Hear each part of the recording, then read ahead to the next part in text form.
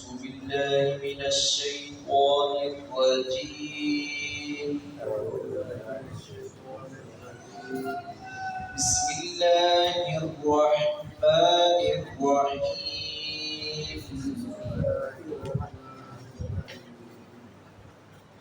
إذ نسبيكم برب العالمين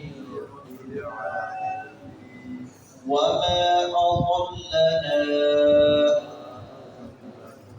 إلا المجرمون فما لنا من شافعين ولا صديق حميم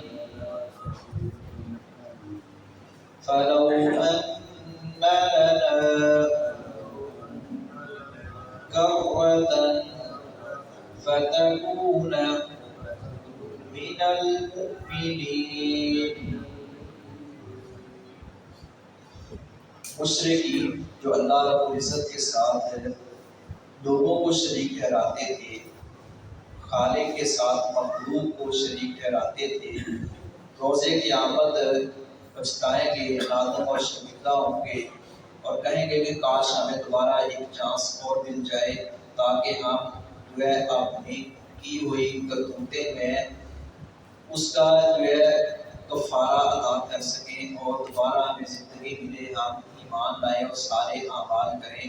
تو جب کہ یہ ناممکن ہے، اللہ رب العزت نے قرآن کریم میں کئی ایک مقامات پر اس بات کی تردید کی ہے کہ ایسے لوگ جو ہیں ان کا انجام جو ہے بہت برا ہے. ایسے لوگوں کے نظریات کی تردید کی ہے اور ان کا انجام بہت برا ہے. ان کا کوئی دلی دوست، کوئی سفارشی نہیں ہوگا جو ان کو بچا سکے. آج تو وہ سمجھتے ہیں کہ یہ فلاں بھی ہمارا سفارشی ہے، فلاں بھی ہمارا سفارشی ہے اور ہم یوں کر لیں تو ایسا ہو جائے گا، یوں کر لیں تو ہم قیامت کے دن جو ہے وہ بچ نکلیں گے. ایسا ناممکن ہے. یہ سارے کے سارے مارے پھر رہے ہوں گے، بلکہ کہیں گے قرآن کریم کے الفاظ ہیں اِنَّا أَطَعْنَا سَادَتَنَا وَكُبَرَاءَنَا فَأَضَلُّونَا السَّبِيلَ. یہ کہیں گے اللہ ہم نے اپنے بڑوں کی، اپنے سرداروں کی اطاعت کی، ہم ان کے پیچھے لگ گئے، انہوں نے ہمیں گمراہ کر دیا. اور آگے اللہ رب العزت نے وہ بھی فرمایا، کہیں گے یا اللہ ان کو دگنا عذاب دے، ان کے پیچھے لگے تھے، ہم نے ان کو اپنا لیڈر، اپنا پیشوا، ان کو اپنا مربی مانا تھا اور ان کو سمجھا تھا کہ یہ ہمیں رب کے قریب کرتے ہیں. تو اللہ رب العزت ایسے لوگوں کو جو ہے وہ پھر سخت سزا دیں گے. وہ غلط راستے کی طرف بلانے والے اور جو ان کے پیچھے چلے ہیں.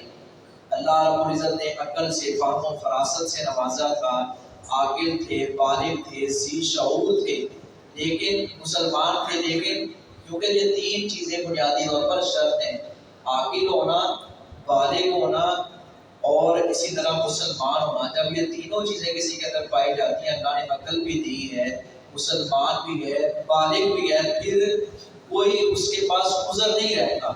پھر اللہ رب العزت حجت پوری کرتا ہے اور اللہ رب العزت ایسے لوگوں کو سخت سزا دے گا.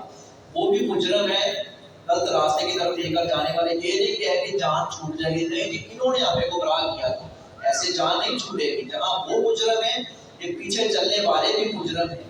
تو اللہ رب العزت نے قرآن کریم کی کئی ایک آیات، واضح الفاظ ہیں، صرف پتھروں کی بات نہیں ہے، حجر و شجر کی بات نہیں ہے، انسانوں کی پوجا پاٹ کی جا رہی ہے. اور فرمایا عباد الامثال ان الذین تدعون من دون اللہ، جنہیں تم اللہ کے سوا پکارتے ہو، عباد الامثال تمہارے جیسے بندے ہیں، تمہارے جیسے بندے ہیں.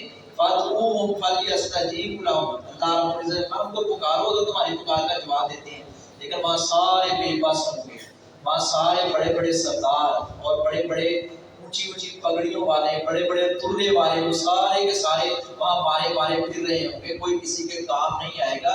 اس لیے ہمیں اللہ رحمان جو کہ زندہ ہے، اللہ کا واقعہ مری ہے، اسے تو آ جا کر دعائی کروائی جا سکتی نا، یہی سنت نبوی صلی اللہ علیہ وسلم ہے.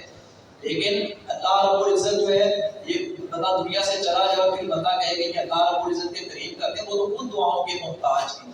ہمیں ایسے نظریات سے بچنا چاہیے. اس نصفیکم برب العالمین، جبکہ ہم تمہیں برابر ٹھہراتے تھے رب العالمین کے ساتھ۔ یہ مشرکین میں شرک کرنے والے وہ پوچھیں گے اور کہیں گے کہ ہم تمہیں رب کے شریک ٹھہراتے تھے، وما اضلنا، اور نہیں ہمیں گمراہ کیا تھا الا المجرمون، مگر انہی بڑے مجرموں نے، انہی، اب یہ پتھروں کی بات ہو رہا ہے، پتھروں سے پتہ ایسے کلام تھوڑا کرتا ہے، انہی بڑے مجرموں نے ہمیں گمراہ کیا تھا۔ فما لنا، اب نہیں ہے ہمارے لیے من شافعین، کوئی بھی سفارشی، ولا صدیق حمیم، اور نہ کوئی مخلص دوست، فلو ان، پھر کاش کہ بے شک لنا کر لنا ہمارے لیے ہو ایک بار لوٹنا۔ اب وہی لوگ کہیں گے کعبے میں آنے والے کہ کاش کے ہمارے لیے لوٹنے کا ایک چانس ہو، فتکون من المجرمین، تب ہم ہوں گے مومنوں میں سے، فما علیہ الا